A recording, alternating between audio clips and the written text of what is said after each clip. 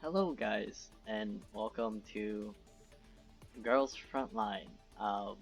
This has been the game I've been playing recently about 2 years on Chinese server and 1 year on EN server. So I would like to record a bunch of the CN events, but at the same time I don't really know what's really going on a bunch of the gimmicks and um, I don't really like not the gimmicks, but much of the mechanics is much more different compared to CN. So at the moment, I haven't really been dedicated to EN server compared to CN. As compared to my CN account, I have actually a lot more echelons and a bunch of dorms.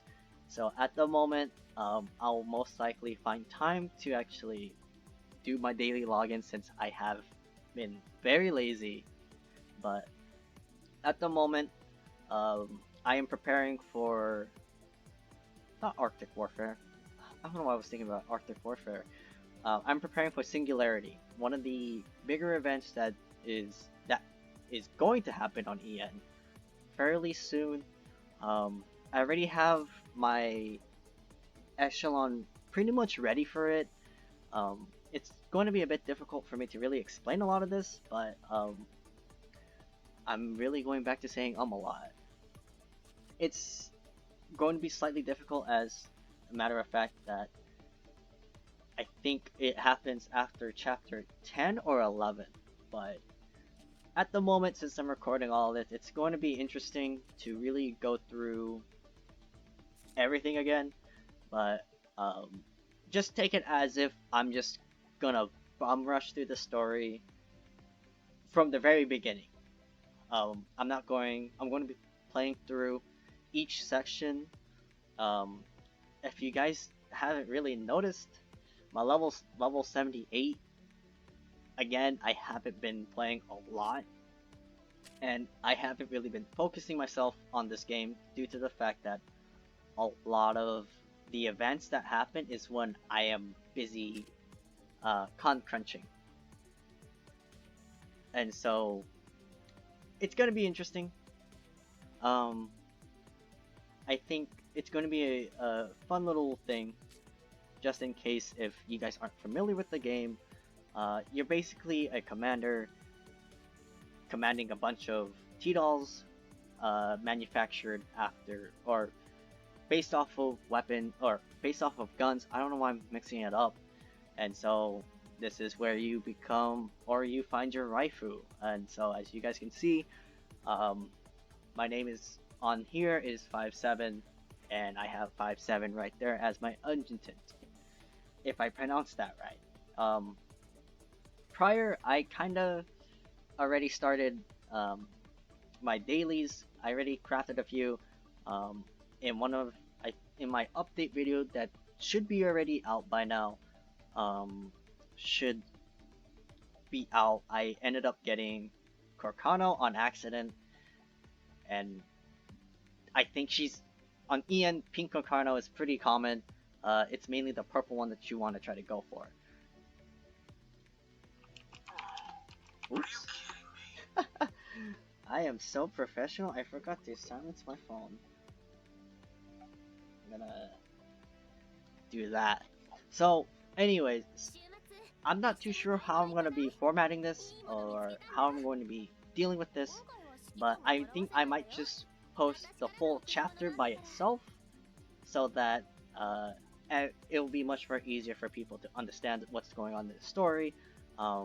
Please ignore the fact that all my teams are high levels and I'm going through very low levels at the moment. So for this one, it's going to be based off of chapter 1.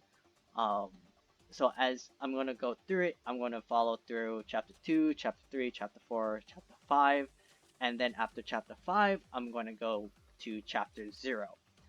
Because after chapter 5, you unlock chapter 0, and I'll go through that. But as you guys can see, I I am 3 chapters behind.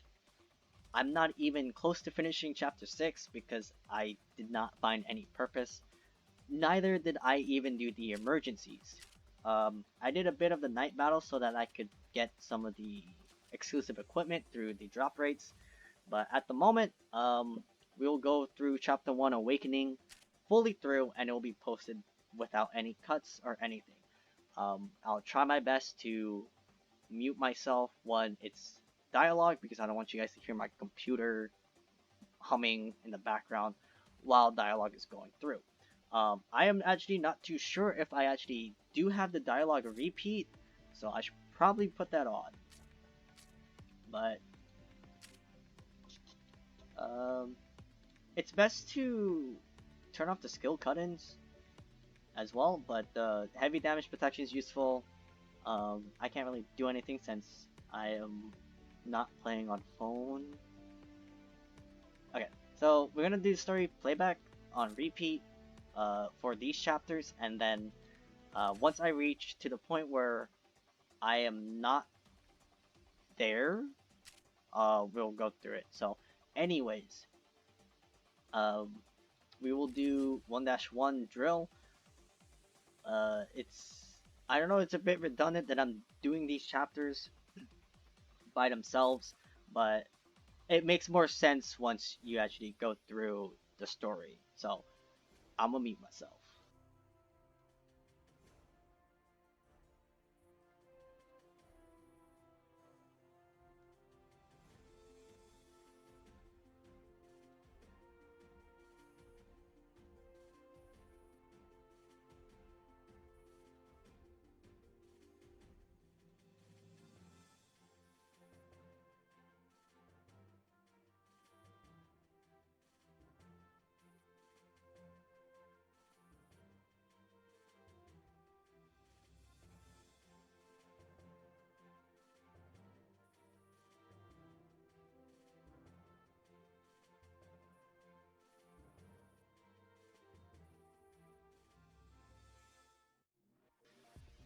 Okay, so basically, this game is, as you can see, it's an overhead.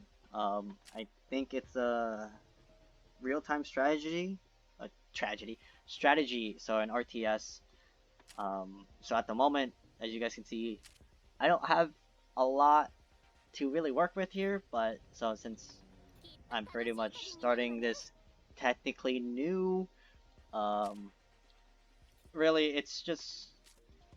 I'll be honest, the story really gets really interesting around, I think, after chapter 6 or 7, and then it starts picking up in interest.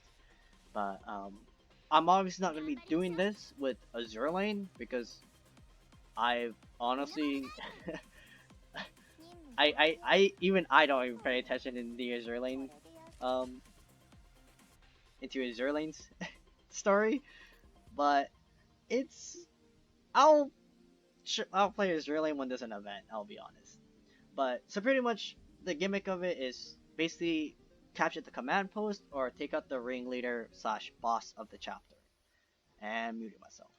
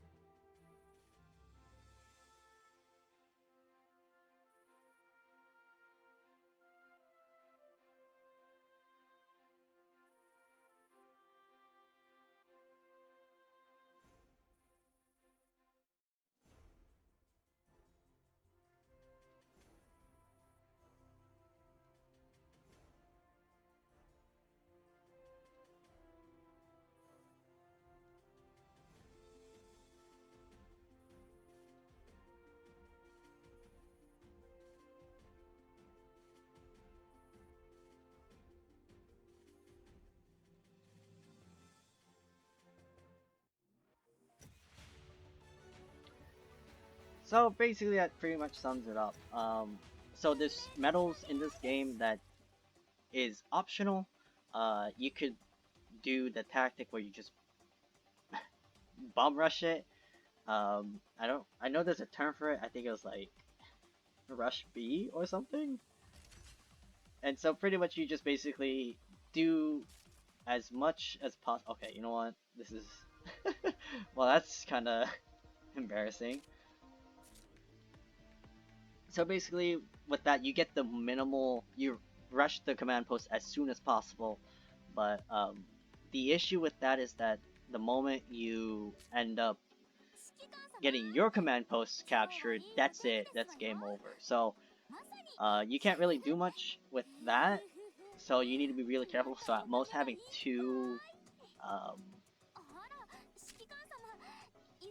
having two echelons is pretty important. But at some point, you'll be required to have like 5 or 6, I think, if I remember correctly. Why is now I'm confused. Why is that so cheap? Can I? Okay, hold on, wait. Now I'm actually. I don't think that actually helped me because that's actually for something else, and I accidentally bought it. That's a problem. If I think it did I? No, that can't be because echelons cost 880. Okay, so I have no idea what I bought. Oh, fuck. Well, anyways, I haven't wailed on this at all. It's kind of funny, but pretty much just rankings: gold, silver, bronze. Uh, Pretty much bronze is like the minimal that you can get by just simply completing the mission. Um,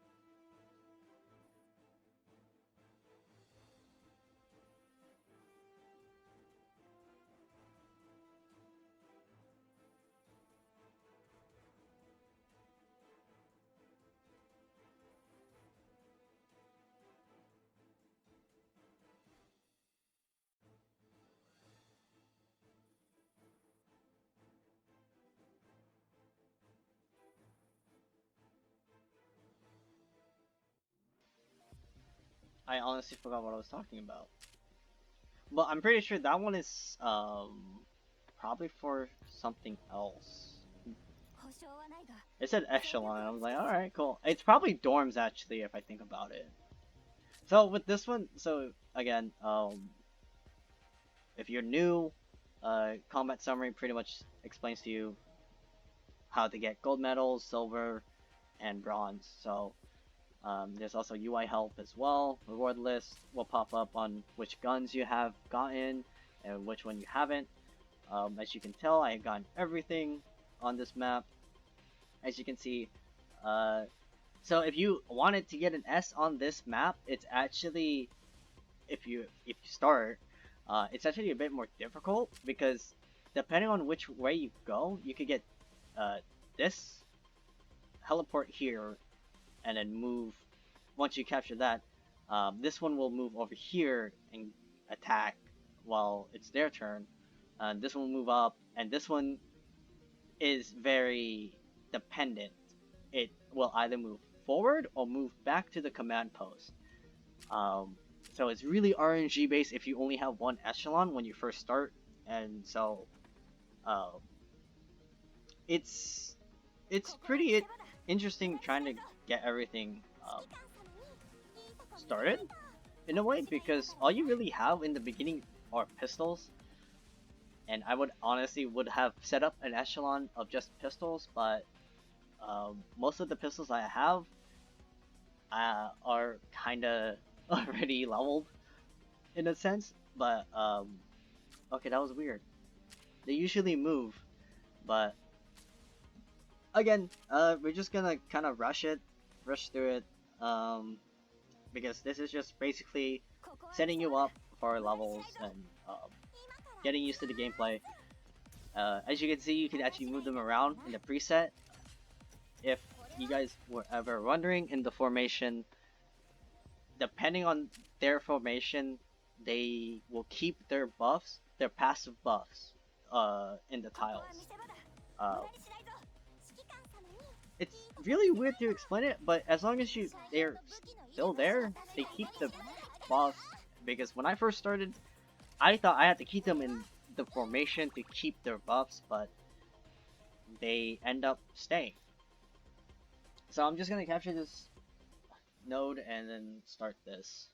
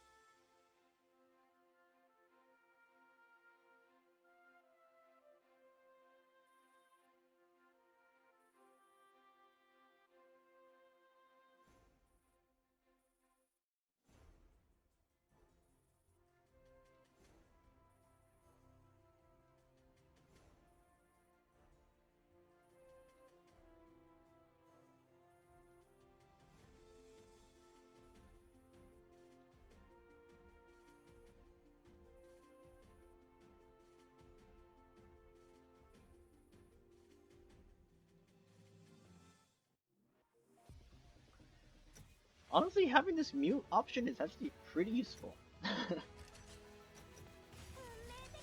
So pretty much, I don't remember what I was talking about, to be honest.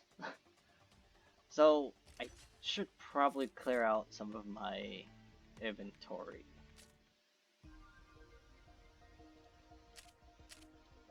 Because knowing me, I'm probably gonna go through it all and then realize I don't have that much. Okay, this is also helping me out on actually completing a bunch of the events for SRS. I don't use her, but at the same time, she's gonna be available in other events.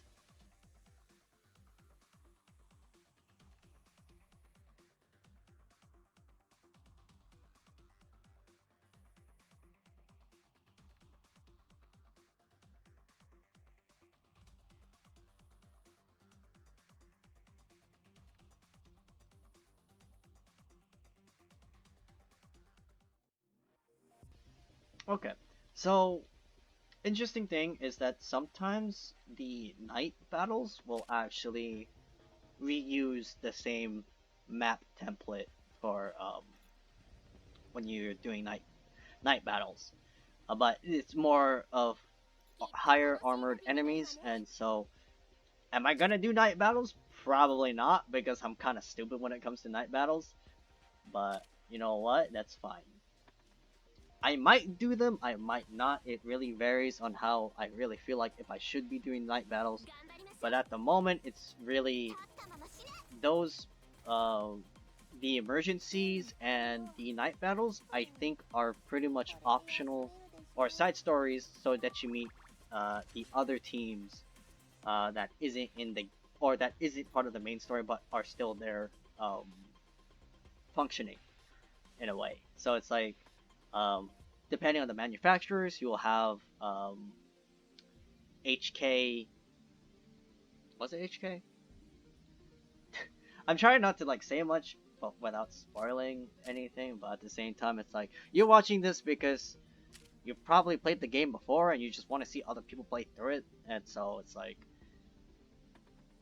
at this point, it's like it's not even worth it. But I mean, again, uh, each manufacturers have specific teams. So there's Colt, which is basically M4s all together. Um, then you have Heckler and Koch with a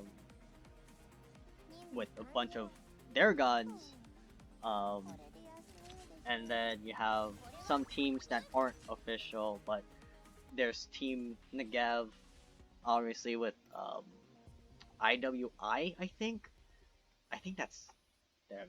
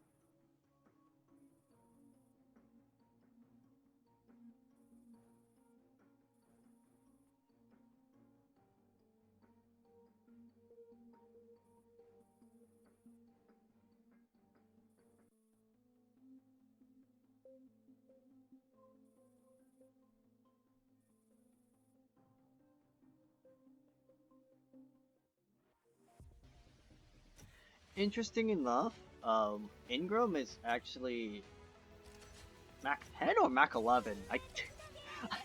They had to change a bunch of names for a bunch of guns in the game for EN release due to how it's I think it's like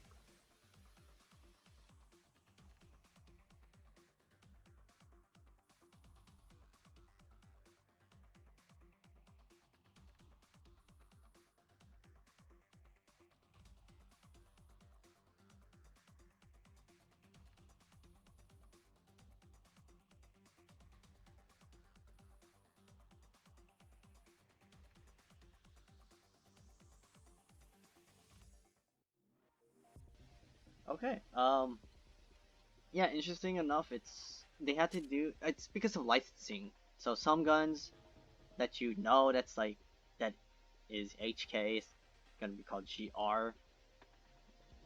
Um, I think everything else is normal here on this one, but oh, 5.7. I think it's still FN 5.7. I think I'm not too sure. Probably look into it more, but some guns already got like name changes. Like Ingram completely got her name changed from Mac 10 or 11. They honestly look the same to me. Don't judge me. I'm fucking. I'm not the greatest at this type of stuff of remembering things on the fly. But um,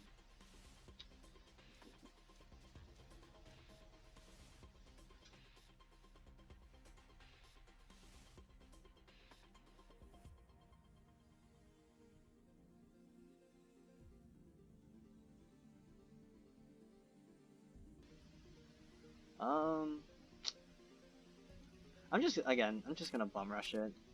The reason why I put a an echelon here is mainly because sometimes this unit here will actually move forward and capture the command post if there's only in 2 turns. And by the time I'm hit turn 3, I if I'm doing the math right, I would probably had my command post captured. And so having the command post captured is not a good thing. And so it's better to just always be safe just in case. Uh, I don't know. There isn't really much to really talk about at this point. I could move this unit here if I wanted to, but waste. But knowing this one, it's probably gonna run towards me. Yep. And so it's really difficult to really in later levels, it gets a bit more difficult on predicting enemy movements. Even then, I still have trouble predicting enemy movements. But you know what? That's okay. I guess.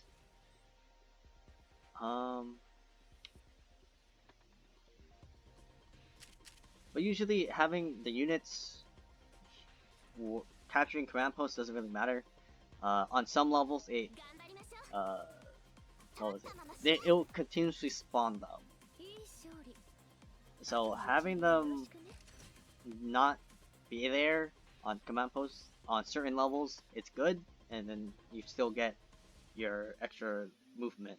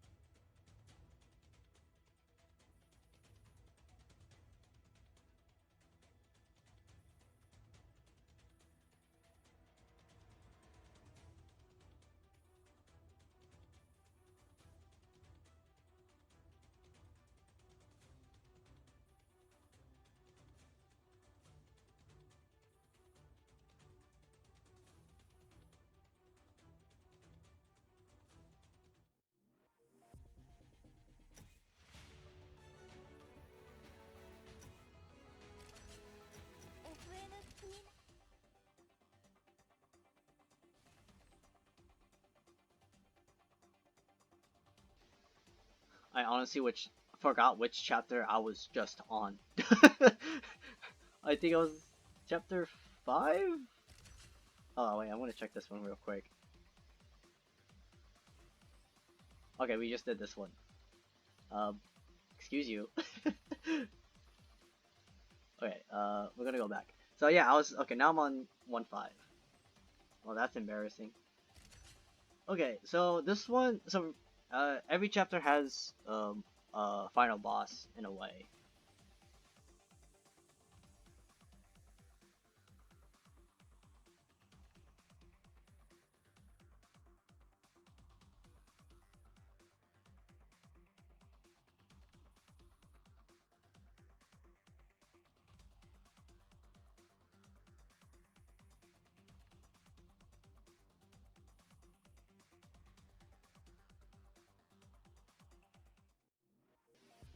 Okay, so yeah, so every chapter has their own little ringleader slash boss. It's good to have to be kind of prepared for them in a way. But chapter one's Scarecrow, as you guys saw, is kind of a pushover. But then later on, it ramps up. I think on chapter three with the chapter three ringleader, if I recall. But again, I came in playing this knowing what to expect due to CN server. So as you can see, it's a bit tricky here because since I only have 3 spaces to move, um, obviously by the end of next turn, if I didn't have this echelon here, I could have easily instead just have the first one move down here instead. So if I was running one echelon, it would be a really difficult task due to the fact that sometimes these units here, as you guys can, this one was, if I recall, was down here, and this one was over here. So if I was to go down here, there would be no way for me to protect the base or the command post from being captured. So this is really difficult when it comes to thinking things through. So always having a second echelon is very important in this game. And so I'm not going to be. I mean, I can move her forward, but again, it'll be just kind of wasting my resources in a way. I don't want to, I'd rather have them come towards me, since I already have one unit going forward capturing the command post. So by the end of next turn, or I'll capture the command post next turn. But again, I think depending on where you're positioned and depending on where the enemy units end up going, it varies, because sometimes they will be right in front of you and they will just go back. I have that happen quite a few times and it confused me, and because I expected them to go back, but instead, why was it really close up actually? But depending on each chapters, at the moment I should be blazing through chapter 1, but since I'm going through the dialogue and story for recording purposes, it's better to just do this. I will definitely go through Arctic Warfare rerun. I'm pretty sure it's a rerun. With that one, I'm gonna be doing each section in a way, but it's going to be slightly different. Instead of doing chapters, I might just do. Oh, well, yeah, I could just do chapters since it's only 4 levels each time. It will be much more easier to maintain, and so obviously I'll go back to doing the reruns. So like Deep Dive, Cube Plus, Arctic Warfare, and then once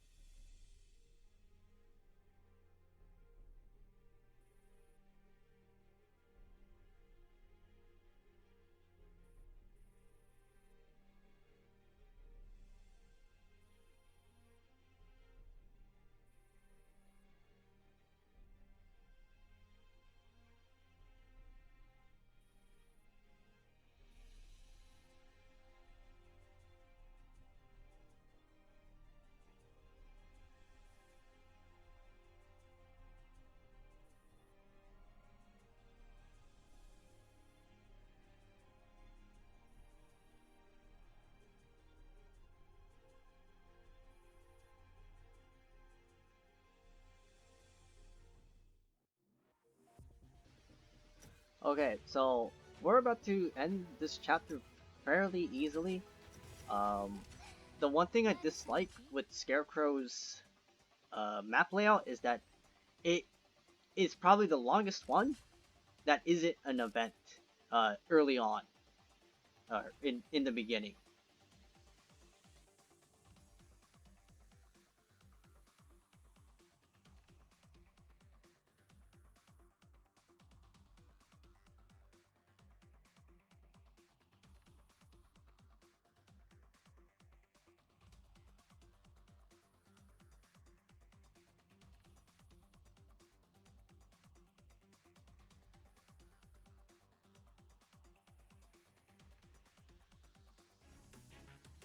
Okay, so Scarecrow is a, a fairly easy boss. Combat efficiency is 519. In the later rounds, she will be moving in the emergency, so be careful of that. Um, Now, the importance of having this second echelon is actually will be more prominent in this map, and as well as on a few other maps on when I'm going to be using more than two. At most, three is good enough, but four is for safety, depending on the map and what I'm going up against. Um, so when it comes to farming this, I really do not like having to farm chapter 1. Oh wow, I didn't get Glock. Okay. So it's a bit difficult because I personally do not like fighting Scarecrow compared to the other ringleaders. I mean, sure, she's a fairly easy boss, but I really dislike the fact that it takes me more than 2-3 turns just to get to her. And this is only when it comes to like farming farming bosses for exchange items. So that's one thing I guess she wanted to prove me wrong and move. Okay. So again, so as you guys can see, I'm surrounded, and so once this is captured, uh, even if they're not on it, if it's surrounded, there's no way. So this node is red, this node is red, this will be captured no matter what. And so having the second echelon, I don't know why I resupplied that, to be honest. It's fairly useful since now it takes me one action point to deploy them, and then another one to clear this out so that um, that node is protected to give me more movement. So at the moment, it's not too crazy. Again, I have over leveled units, and so really I don't really care what I get. I just want to get through this as fast as possible. But since I talk a lot, it's not fun, and I'm already almost 40 minutes in because I spent like 5 to 10 minutes talking about some stupid thing. And so, there are some things that certain guns cannot deal with. Some guns can't handle armor units depending on how who they are and the damage output. So having MGs or rifles up against um, up against armored units is very important. When it comes to miscellaneous things, assault rifles, SMG comp is more of what you should get, and or what should be used. Some things are much. There's a train going by. Some things are much more easier with, rifles will be faster, or MGs are more useful, like going on and on. But I haven't even set up an MG shotgun team due to the fact that I'm not really sure how I'm gonna set it up. My CN account, I mainly have AEK99, MG3, and PKP and as my 3 MGs, and I have Mark 23 to give them the buff, and then at the end of the at the 6th position is I was gonna I was gonna say my my cosplayer friend that cosplayed as Alfel. Uh, Alfel at the sixth position to be the tank.